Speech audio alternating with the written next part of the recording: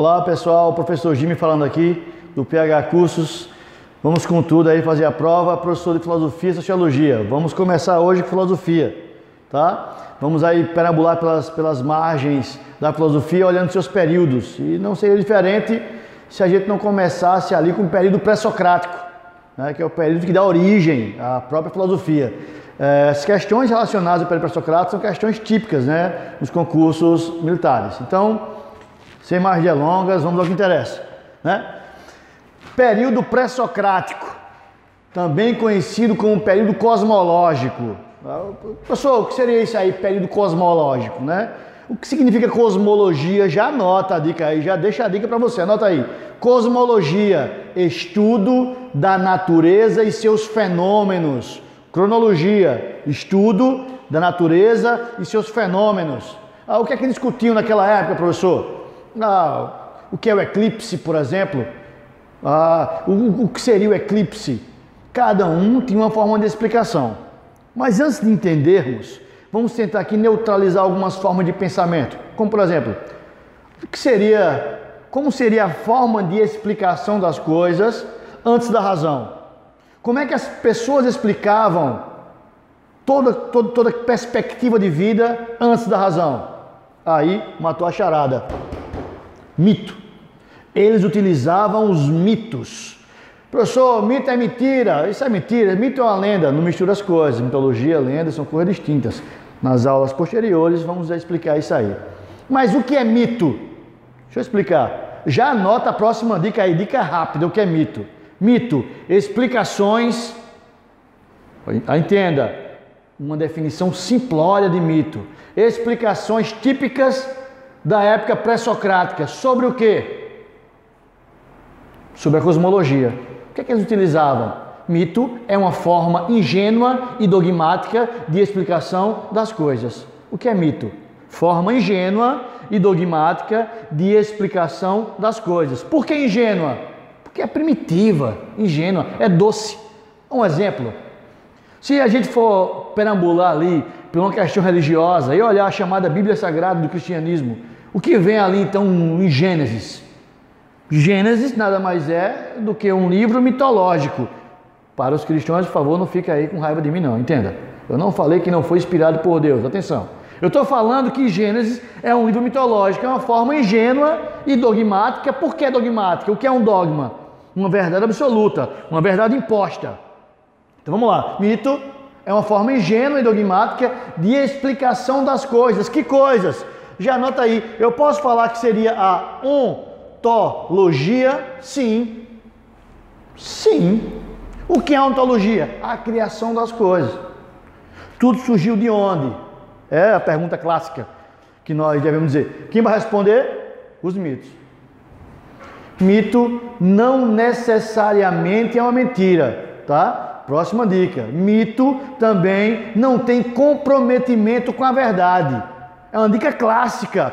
Como assim? Imagine, se eu posso ressaltar aqui e trazer uma verdade sobre uma questão cosmológica, como o que é um eclipse, a mitologia pode muito bem dizer, olha, nada mais é do que o Deus Sol e a deusa Lua ali compartilhando um momento íntimo. Isso é a mitologia, respondendo.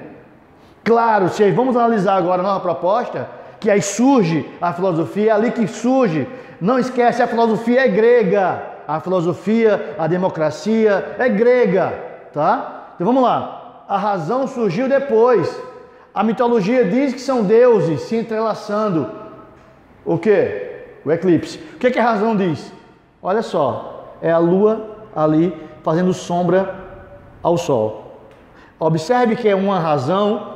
A razão lança a perspectiva de uma resposta científica, não é metodológica, não tinha metodologia científica aqui ainda não, era sugestiva, tá? Era sugestiva. Então, é um conteúdo científico, é especulativo, não metodológico, tá? Então vamos lá, professor. Então, eu tenho que dizer que o período pré-socrático é marcado pelo estudo da cosmologia, que é o estudo da natureza e seus fenômenos. Yes, fechou. Eu posso falar também que a mitologia era a forma de explicação que existia antes da razão. Correto. Já anota aí. Eu posso falar que a mitologia também falava sobre a ontologia. Fechou. E o que é ontologia? Estudo da origem das coisas, do ser, entre outras coisas. Professor, que época é essa aqui? Vamos lá, olha. Mais ou menos 6.000 antes de Cristo. A filosofia grega surgiu na Grécia, entenda? Há mais ou menos 6.000 antes de Cristo. É aqui, nesse período pré-socrático, que surge a filosofia. Como ela surge? Com o que nós chamamos de transição, ou chamamos também de milagre grego. As explicações deixaram de ser mitológicas e passaram a ser racional. Tá, peraí, deixa eu entender. Primeiro acreditávamos em tudo que a mitologia trazia.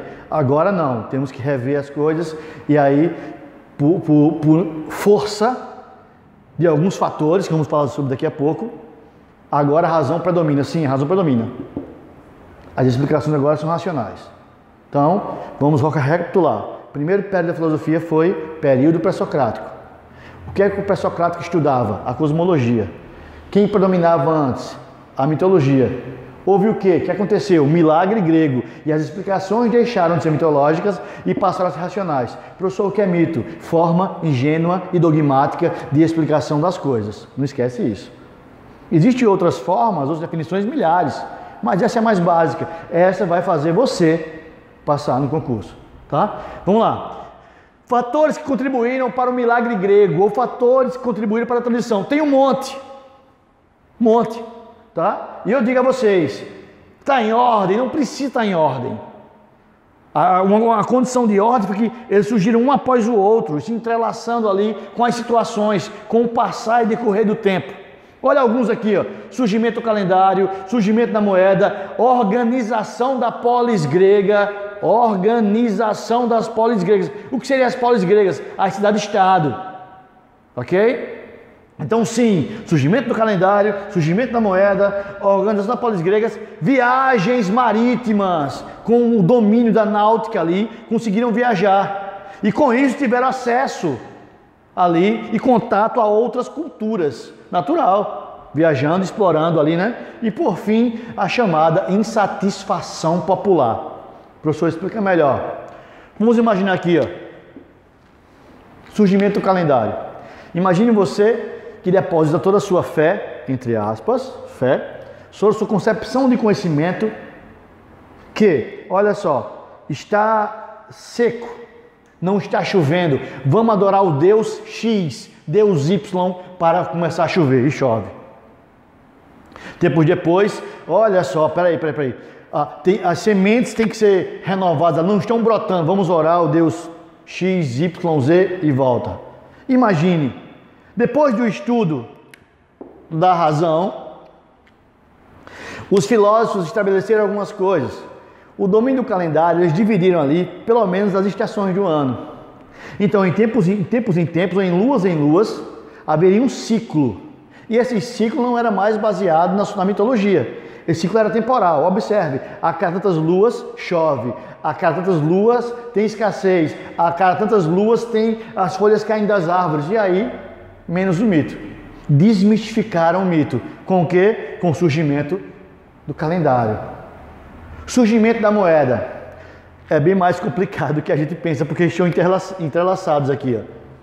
A organização da polis grega também surgiu ali, essas organizações, é a questão econômica.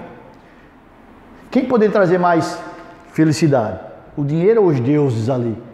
Então, eles passaram a pensar e a trabalhar mais por esse tipo de manifestação de grana, devido à economia, do que pensar mais em deuses. Não esquece, na Grécia, quando em vez tinha mais deuses do que pessoas, imagine. Mas imagine que agora surgiu, se organizaram economicamente, se organizaram socialmente e agora estão em cima de moedas. Como é que nós vamos rever isso aí? Simples. A mitologia não me serve mais. Ela não extrai isso que eu estou precisando. Quem traz? A grana. Ponto final. Viagens marítimas, já falei, o chamado contatos com outras culturas. Disseram, caramba, peraí, você também tem outros, existem também outros deuses além dos nossos? Zeus não é o único Deus? Nossa! Existem outras organizações, outras formas de adorar os deuses? Foi perdendo a sua credibilidade. E por fim a chamada insatisfação popular. As pessoas viram que a lógica do conhecimento filosófico é bem melhor do que a chamada falta de lógica e a imposição dogmática da mitologia. Não esquece isso, tá? A gente tem que estabelecer alguns pré-requisitos. Eu estou falando tanto os pré-requisitos da questão da mitologia, como alguns pré-requisitos das questões relacionadas à razão. Não esquece, a mitologia não tem comprovação científica e não tem comprometimento com a verdade. Isso é óbvio.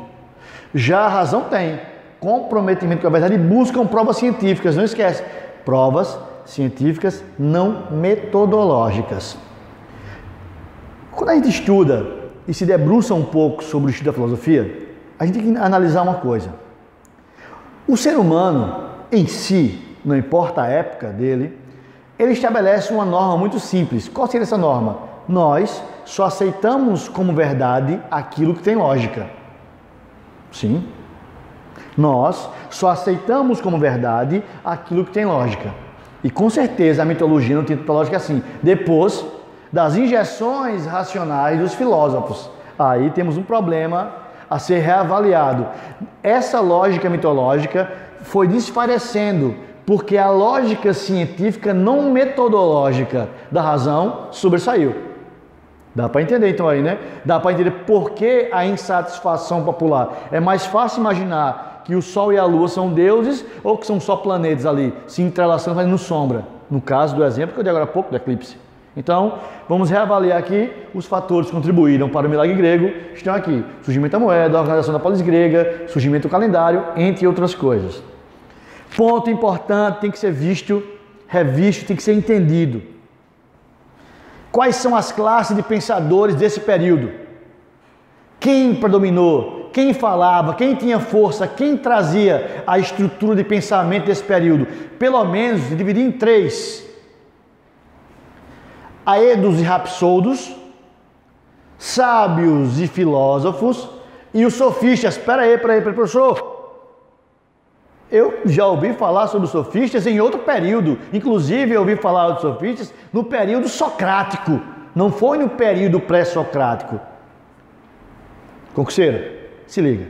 Os sofistas surgiram no período pré-socrático. A sua ascensão foi no período socrático. Professor, qual foi o marco que fez ele ficar tão no seu auge?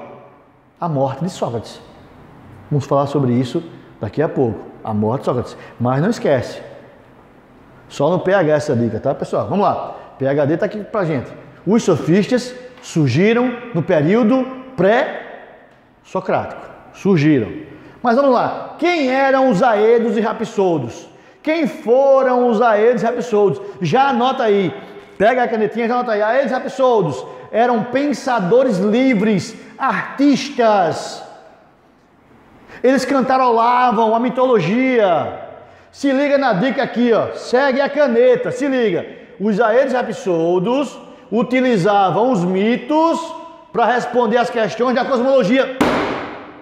Matou. Aedos e rapsoudos utilizavam os mitos para responder às questões da cosmologia. Fechou? Então, professor, o que é que eles eram? Pensadores livres, artistas. Vocês vão ver essa dica em algumas aulas de literatura. Segura a onda. Professor, e quem eram os sábios e filósofos? Vou explicar. Sábios e filósofos utilizavam a razão para responder a mesma coisa. O quê?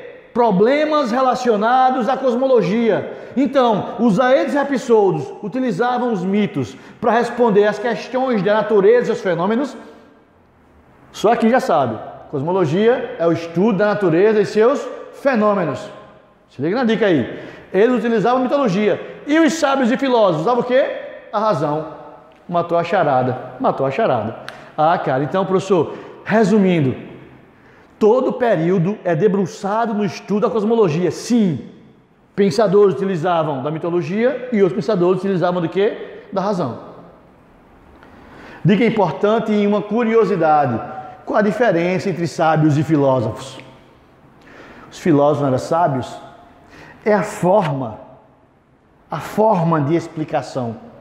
O que é um filósofo? Tem uma dúvida que paira no ar, inclusive algumas questões relacionadas a concursos, tem também em vestibulares, quem seria chamado, reconhecido pai da filosofia?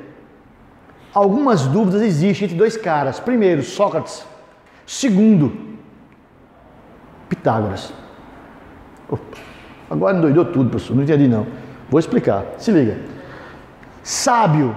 Chegaram a eles e olha, sábio me explica aquilo, sábio explica isso. Não, não sou sábio. Eu sou amante do saber. Eu sou amante da sabedoria. Eu sou um filósofo. Eu utilizo a filosofia. O que é para a filosofia? Amante do conhecimento, amante da sabedoria.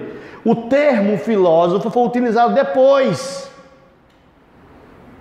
E aí todo pensador que tinha se debruçado em uma das suas escolas filosóficas, próximo conteúdo, também esses sábios ficaram conhecidos como os filósofos, mas os primeiros eram chamados de sábios, ok? Então fica a dica aí. Quem eram eles? Pensadores que pertenciam a escolas filosóficas, já vou falar sobre as escolas, que utilizavam a razão para explicar a cosmologia. Resumão. Aedes e Rapsodus, pensadores livres que cantarolavam os mitos. Aedes e Rapsodus, eles eram pensadores que utilizavam da mitologia para responder às questões relacionadas à cosmologia. Sábios e filósofos, pensadores que pertenciam a escolas filosóficas, que utilizavam a razão para explicar as mesmas coisas. Questões relacionadas à cosmologia ou questões relacionadas à natureza e seus fenômenos. Não esquece disso, tá? É importantíssimo para você desvincular ali as questões e as suas dúvidas sobre isso. Terceira classe de pensadores. Sim, os sofistas. Sofistas. Os sofistas tinham uma má fama, cara, mas eu posso te falar.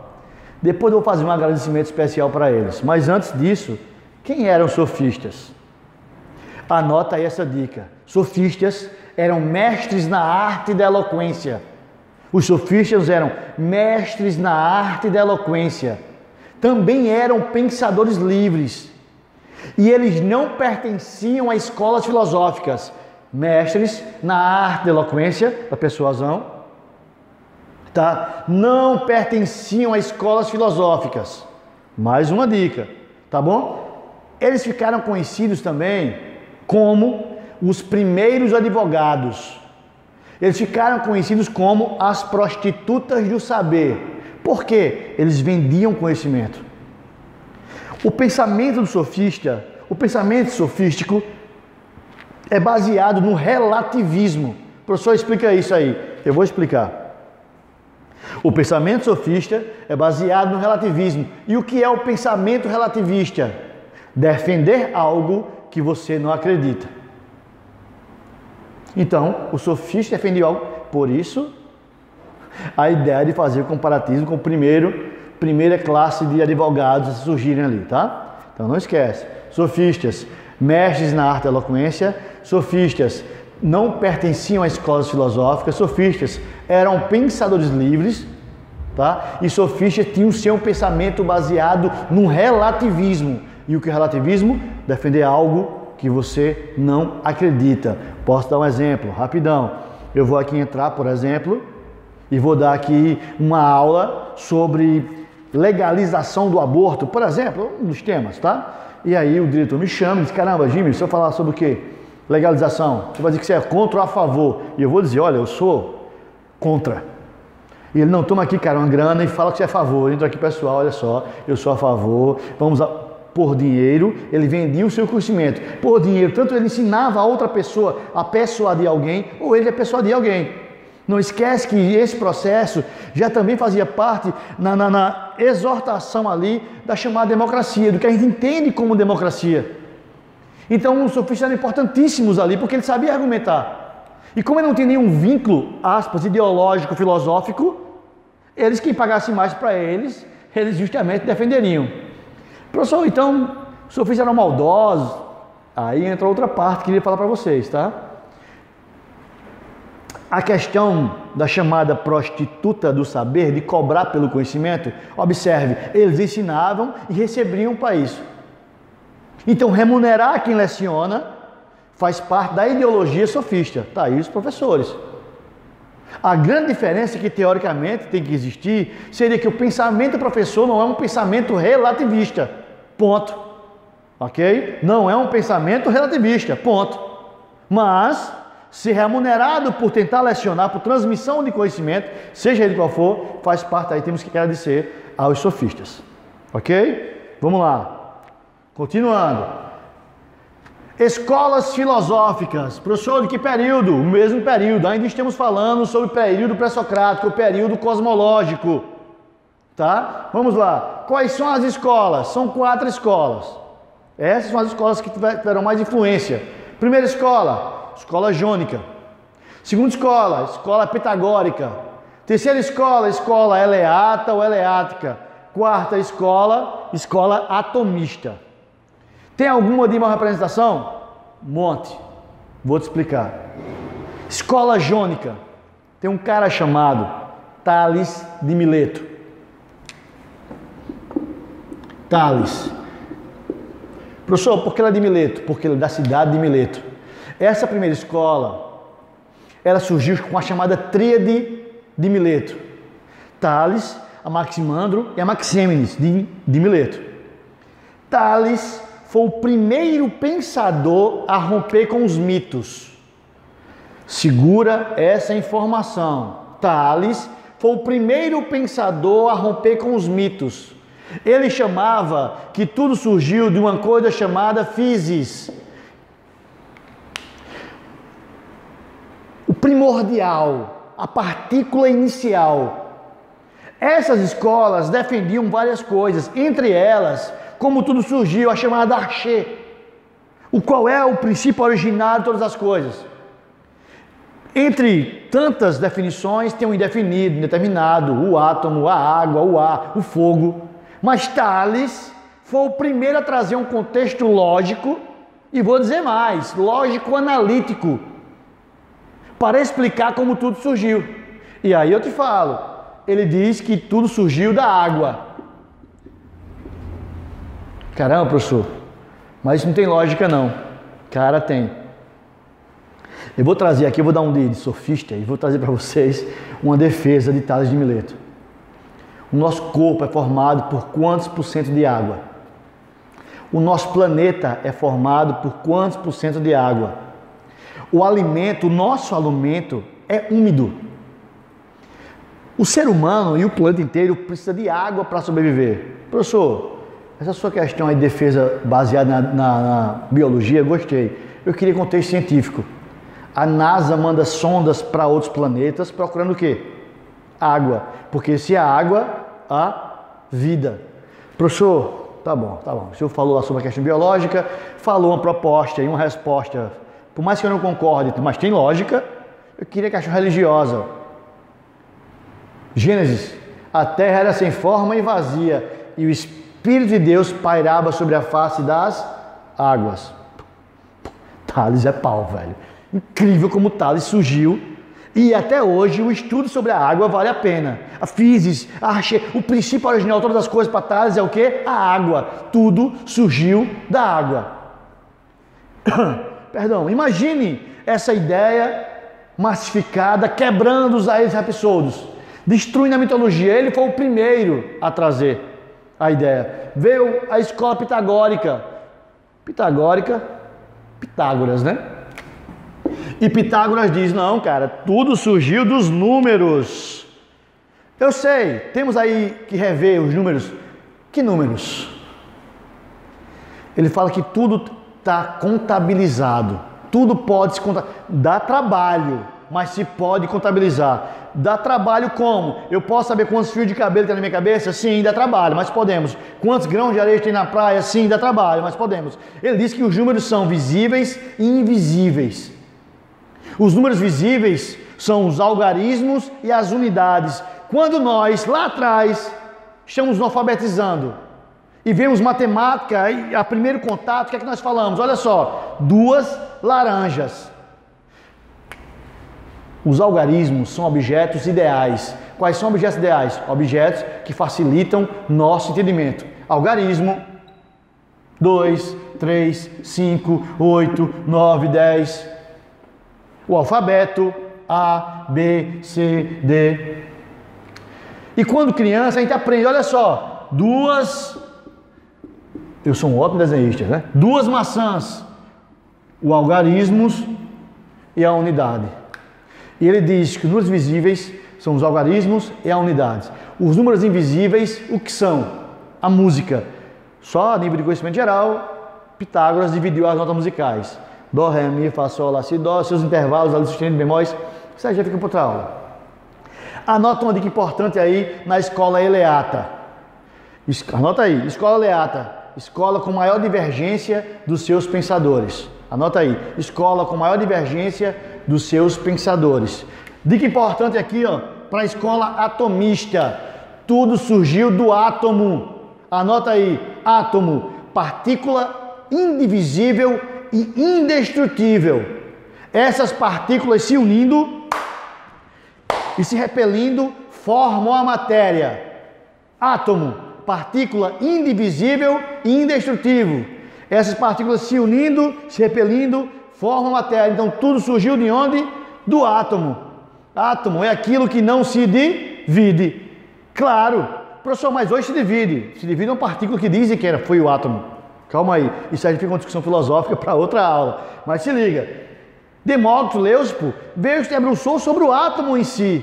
E observe, tanto Tales como Demócrito, Leucipo, eles são estudados até hoje. O átomo é estudado até hoje. É incrível como a gente pode entender que esses caras abriram a cabeça. Sim, faz esse sentido hoje pra gente, como fazia para aquela época.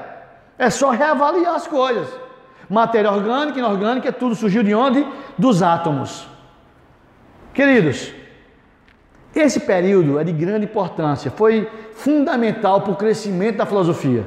Então descobrimos que a filosofia surgiu ali no período pré-socrático, meados de 6.000 a.C. Também descobrimos que a mitologia era instituída e respondia às questões relacionadas à cosmologia. Também aí vimos os fatores que contribuíram para a transição. Também vimos aí as classes de pensadores. E também vimos aí a questão das escolas filosóficas do período pré-socrático. Ok? Espero que vocês tenham gostado e aguarda aí para a próxima aula. Valeu, pessoal! PhD Cursos. Vamos lá!